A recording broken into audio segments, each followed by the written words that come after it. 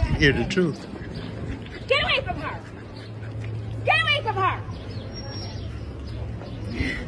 Hey! Get off of her! How does she know it's a her? Well, I guess it could be gay. Gay ducks.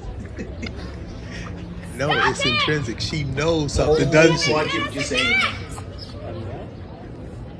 everybody just standing around? How do you figure more ducks get made? I know. She thinks that's killing the other duck. Because it's moving everything. She's just making it more scared. Now she's in the water. Is that a Really? Yes, she's in the water. There she is. Oh, wow. She's waiting in the water. And she's begging for him. She's just interfering with life. That's what ducks. I think if the duck goes all the way out there, she's gonna fall. She has to follow. There's no shot shaver.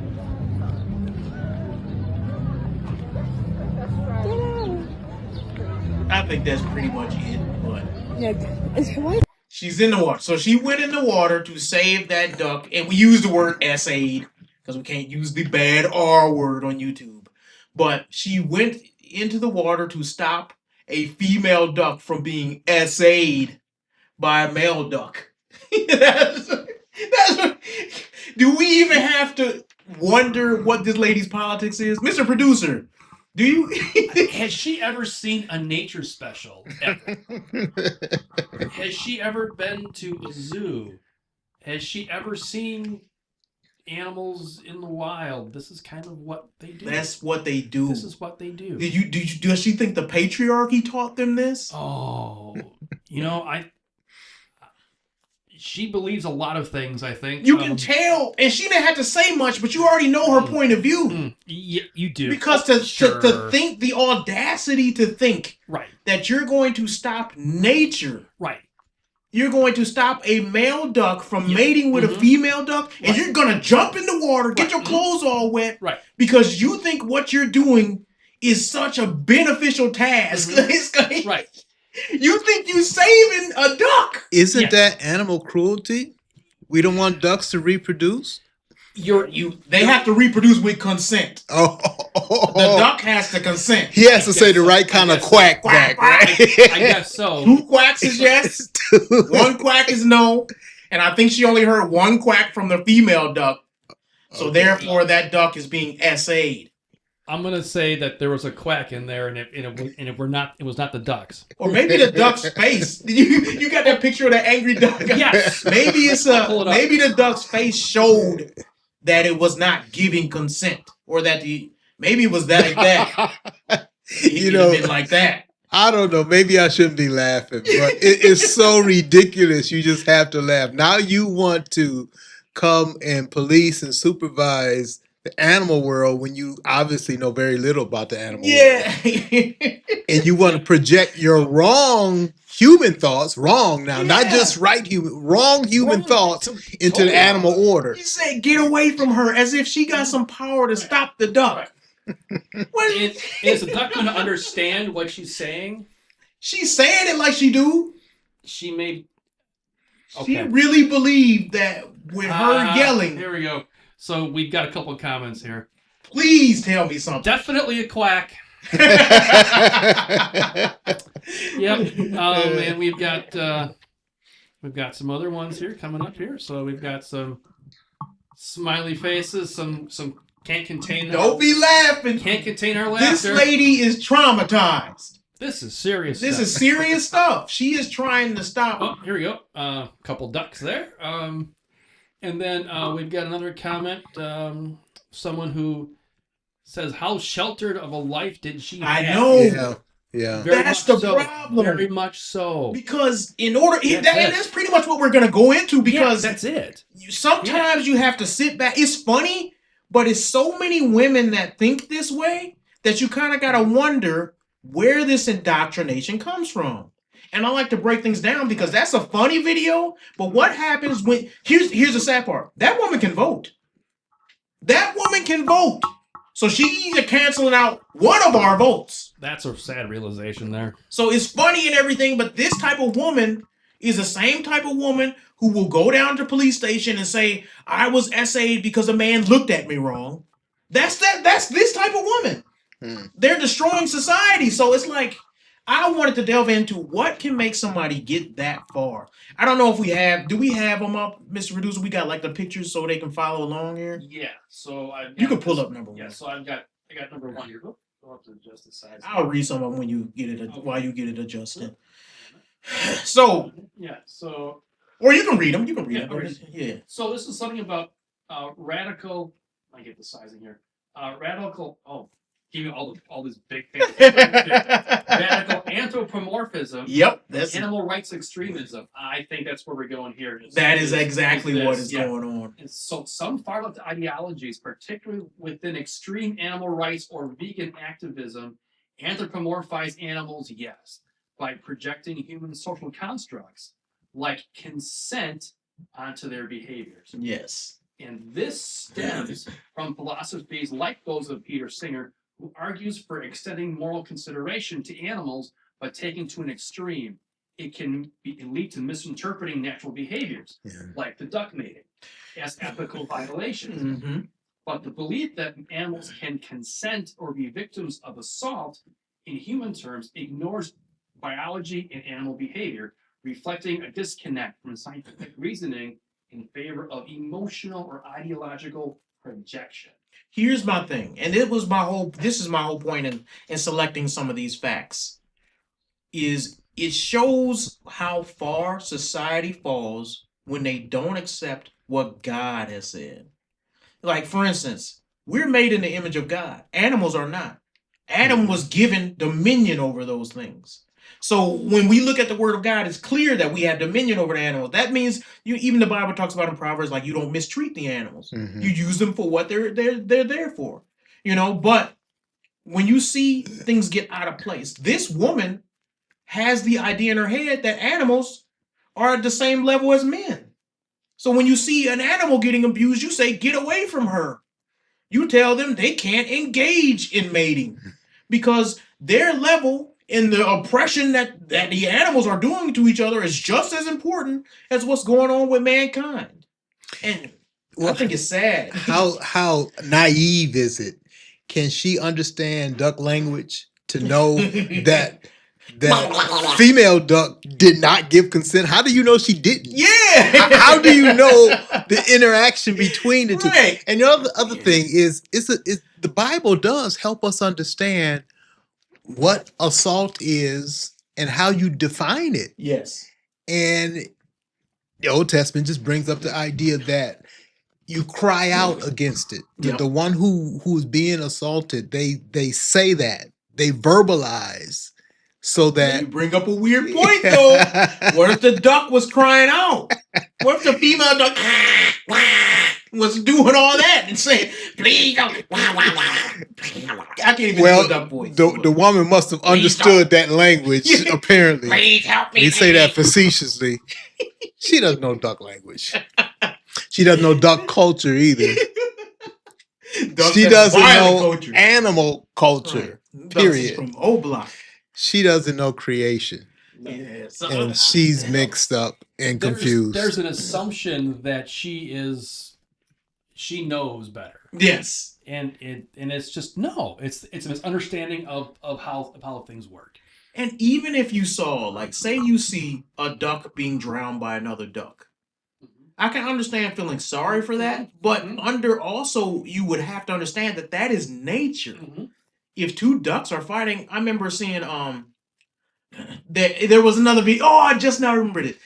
I would have grabbed it if I would have remembered it, but it was two gorillas fighting in the zoo, and this lady's like, somebody do something. What is a man gonna do against a where's the zookeeper? She was screaming, where's the zookeeper? You have no understanding of how nature works. You gotta let that stuff play itself. Yes. It has to play out. It has to play out. Imagine a man went in there and tried to stop two gorillas from fighting. Or beat one of the gorillas because he was overly aggressive. Yeah. Now he's in trouble with animal rights. Good luck with that. Yes. These people really think animals are on the same level. What's the next point, Mr. Producer? So... If you could pull it up, or Yeah. you want me to read it? Oh, Either yeah, way. hang on. I'm having a little. Okay, there we go. So this is the next one here. Oh boy, intersectional. You give me all these fancy words. Sorry, to say. man. Wow. The feminist stuff always be so, I don't know, complicated. Wow. Intersectional feminism and hyper-focused consent culture. Intersexual feminism, which expands feminist theory to include various forms of oppression, can sometimes be extended to animals in far left circles. I'm sorry. Yep. The woman might be applying a rigid framework of consent, central to modern feminist discourse around sexual violence, to animal interactions, viewing the male duck's behavior as an abuse of power. This perspective often emerges from an overgeneralized view of power dynamics, where all interactions are seen through the lens of victimhood and oppression, even in contexts where such concepts don't apply. Yes. Instinctual animal behavior being one of them. Yes. They view everything through the lens of oppression. And so they look at animals the same way. Mm-hmm. And it's like this silly worldview of men are bad, women are good. Anytime you see, even in the animal kingdom, a male mating with a female, we don't know if that's good or not. That's something evil is going on. You know, it's a silly view, and it goes to show you like how far this feminism stuff has indoctrinated people's minds. Because she jumped in the water. She jumped in the water after it. And the ducks like just moved a little bit further. Mind your own business. Mind your own, you know. Yeah, the ducks were like, what? Like, you ain't gonna interrupt our fun. Right, just swim away. Just go. Yeah. We can read the last few. Oh, we get more of this too. Postmodern moral relativism. True.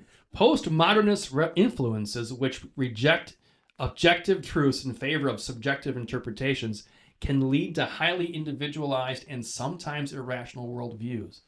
In this case, the woman might prioritize her personal emotional reaction, the discomfort with the perceived violence of mating, over biological realities, believing her interpretation is valid regardless of scientific evidence. That's 100% true. And this aligns with the broader trend in some far left circles to elevate personal feelings or lived experiences above empirical data, leading to conclusions that defy common sense. That last sentence is just really true. Aligns with a broader trend of some far left circles to elevate personal experience. This is why, and I know this is like something people don't talk about on YouTube because they don't want to use the R word. But you can call it grape. But even with Trump's situation, and even with Brett Kavanaugh's situation, and even with all these other people like I forgot the other guy. There's this Indian comedian guy where women have labeled grape as being whatever experience that I don't like. Whatever experience that I can look back and say I'm regretful for having done. Not saying don't like in the moment. I'm talking retroactively, afterwards, saying, you know what? Well, because me and famous actor, I regret having to tell my boyfriend that I cheated on him with this actor. I'm going to say that actor raped me. And it's all about how they feel instead of reality. And we've pushed the world to being like that. Because now it's not about what facts are. Now you've made everybody a victim based on how they feel at the moment. The shame about that is a man like myself, like you, we take sexual assault seriously. Yes. And what this does is belittles and actually tries to redefine what actual assault is into something that is really not at all. And so, we're going to protect our neighbors. We're going to protect our family. We're going to protect our wives, our daughters, our sons, all of that from any kind of wrong misuse by anybody that comes along. But now when you start to say that any type of interaction, as you define it, is assault, then you blur the line of what what actual victims are experiencing. Yeah, and it has the backwards effect that they expect it to have. So what women they do, they claim everything is SA. So now when a man rubs your shoulder, it's SA. Well, here's the problem. Now you've dumbed it down to where the statistics now feminists are going around and saying 1 in 5 women have been SA'd, 1 in 3 women. And then when you really look at their statistics, they're taking statistics of a man touching their back and saying that's the same as being raped, as if somebody held them down in a dark alley. That is not the same. And what also they're doing is they're taking only ownership and accountability away from the woman. Because even in law right now, if the two are drunk and intoxicated, even if they both agree to drink, they cannot consent. But specifically, the woman cannot consent. So if two people are drunk, a man and a woman, and the man has sexual intercourse with that woman, he has now raped her according to the law, which is stupid to me. Now, I'm not saying you should be having I'm not saying to be promiscuous. But what I'm saying is to take one accountability away from just one side. It's very inconsistent, isn't it? On one side, they want to say men are dominant aggressors and strong. But on the other side, they want to say, no, women are just the same as men. We're exactly the same, except when you do things you can't have it both ways. Yeah. Because that's not true. Yeah. So I don't know. We might want to... We'll read one more point on this, Mr. Producer, and then we'll go to the next one. Okay. Man. Ecofeminism and anti-patriarchal narratives. Ecofeminist ideologies, which link environmental and feminist issues, sometimes frame nature as a site of patriarchal oppression. The woman might view the male duck's mating behavior as an extension of toxic masculinity or patriarchal structures, projecting human social critiques onto wildlife. This can result in a worldview where natural behaviors are judged as morally wrong if they resemble human power imbalances, ignoring that animals operate on instinct, not social constructs. Yes. Do you believe in toxic masculinity, Dad? No, I define that. What is toxic? It's probably you. It's probably you like the leader of your home, and you don't be I mean, I don't remember you like putting on an apron and cooking or anything throughout our life. You never did none of that stuff. Yeah, the problem is with toxic. Who wants to define toxic? Masculinity, yes. There's a sense to being a leader, being a man, making decisions and protecting your household. Yeah, I think that people would like to even the phrase toxic masculinity is just an effort by liberals or far left people to make masculinity demonized. That's all it is. So it's not even about even the word toxic. I don't like. It's some millennial goofy TikTok phrase. I don't really like it. Just say if something is evil or good. We just become such a soft society. Yeah, toxic. If I like the world of sports. Now, if you have a coach who lays on heavy on a player and is in his face, he's a bad coach. Yeah.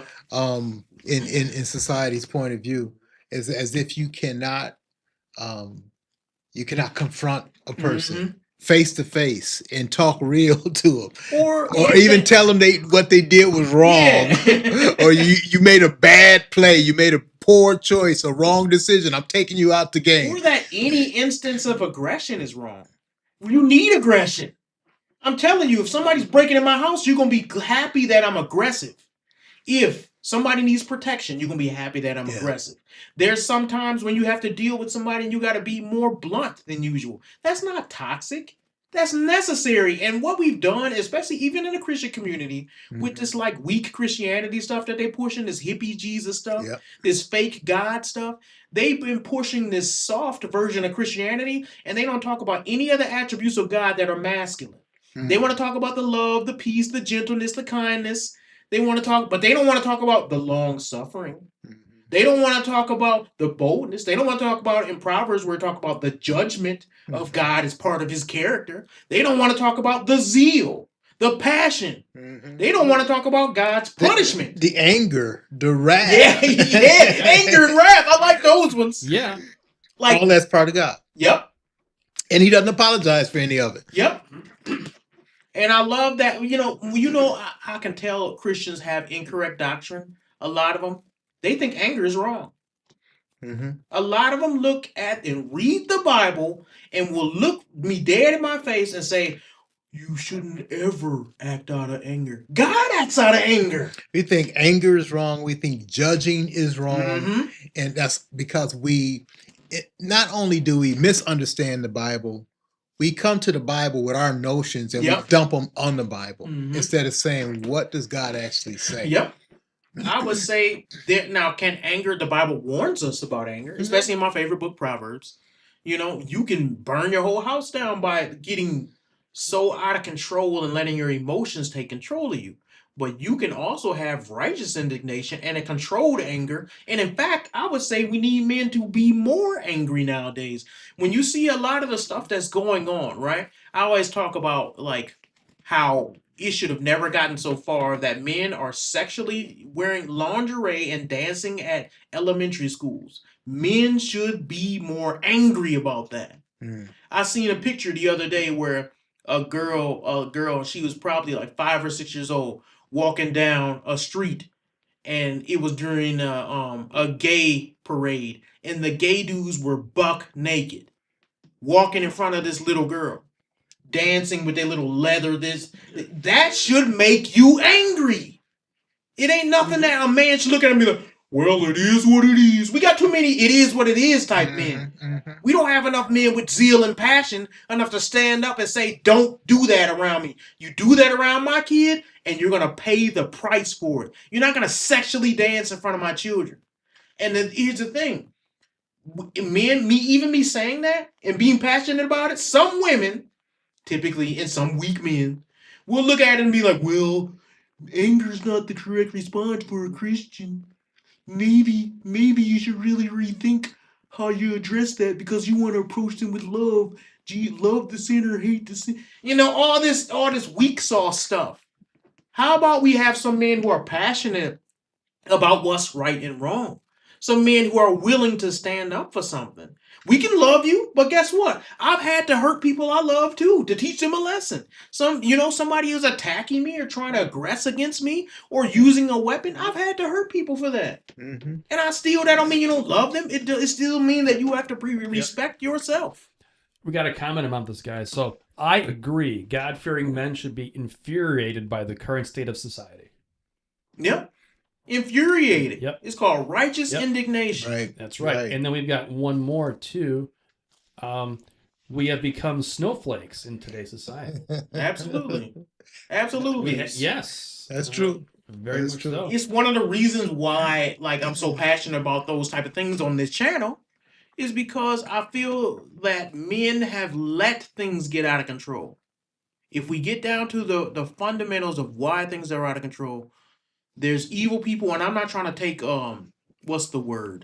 freedom away from women and their responsibility for their actions, but I have noticed that even with what the segment we did last week, Mr. Producer, where we talked about that young lady who had an open marriage and she was cheating on her husband, and he accepted her back for like the 18th time. So when did you start getting involved in S work? Me? Yeah. Escorting? S work, sex work. Oh, I was like, I don't do that. For me, 4 years ago. And was this like a prolonged conversation? Like, did you bring this to your husband? Oh, yeah. He was he on board initially, or did he have He had his reservations. He definitely had his reservations, and we had good conversations about it. And with those conversations, we made a decision that this was something I was going to do. He kind of knew, though, for some reason, he told me 10 years ago, he knew some way, somehow, I would end up in the corn industry. May I ask, what was his initial when you brought this to him? Was it a no? How did he know that? What? Was it a no? What? Was it a no? Oh, no. He never said no. But what was his initial reaction at the beginning? Like what? Like what are you talking about? He kind of knew. Like I'd been messing around with social media. I was doing, TikToks, Instagrams, Facebook. So I was just like, hey, I'm thinking about taking this to a different direction. Plus, he had already knew that people in our lives had been asking me, like, hey, what do you think about doing this? I think you'd be really great at this. So I had other people in my life. Wait, other people in your life? What do you mean? Other friends that were saying, hey, have you ever thought about doing OnlyFans before? Were they doing OnlyFans or just... No. And he let her go out and start an OnlyFans. Yeah, he was and so he was weak. sitting there. Yeah, right. That's his fault. Exactly. He let it happen. That's So all on it's him. hard for It's me all to on be him. like, you evil woman, when he's sitting at home waiting for her to come back after she just slutted herself out. Like, that's not something that I can just Something's correct wrong her. with that kind of man. Yeah, yeah, Something yeah, is wrong yeah, with a there's- man I who can't thinks like respect that. it. Definitely. Yeah, so in that... And she doesn't respect him. No. She don't respect him. No, And you know not what at else? all. I don't know Not if you at all. saw that segment, but the thing that astonished me about that segment was that she was on a panel on this podcast and her daughter was sitting right there and Yep. and the Right next daughter to who her. was 18 or 19 or 20 or something. She was young though. Mhm. She started her OnlyFans just like her mother. And she had no respect for the dad, just like her mother. Mhm. She blamed the dad for the situation. Because they had a pretty rough relationship growing up, like in the general. daughter. So it was like if he wanted to stay like that was his choice. You know what I mean? Like because he obviously wasn't doing the things that he needed to be doing as a man. And Wait, just to clarify, that's your biological this is my father, dad. right? Correct. Yes, this is my father. And I kept thinking, this is his fault. This is your fault, man. And I don't feel sorry. If she was to divorce him and take all this money, I would look at him and say, ha ha, that's what you get for not standing up for yourself. Exactly. But I don't know, man. Maybe I'm just too cruel. Oh. You got any other thoughts on that, Dan or Mr. Producer? Oh, we got one more comment on that. We like to make excuses and expectations for everything, then no one should have consequences for theirs. Yep. I agree. Yeah. Here's the problem. When you don't have accountability, everything is always somebody else's fault. And as a man, and as men, Christian men, that doesn't mean we go and we just start fires and burn down abortion clinics or anything like that. But at some point, we have to look and say, what can we do to be proactive against evil? What do we do to fight against the darkness? You don't just sit there and let evil take over. Right. And I see too many men doing that in the name of peace. Mm. You know? Yeah.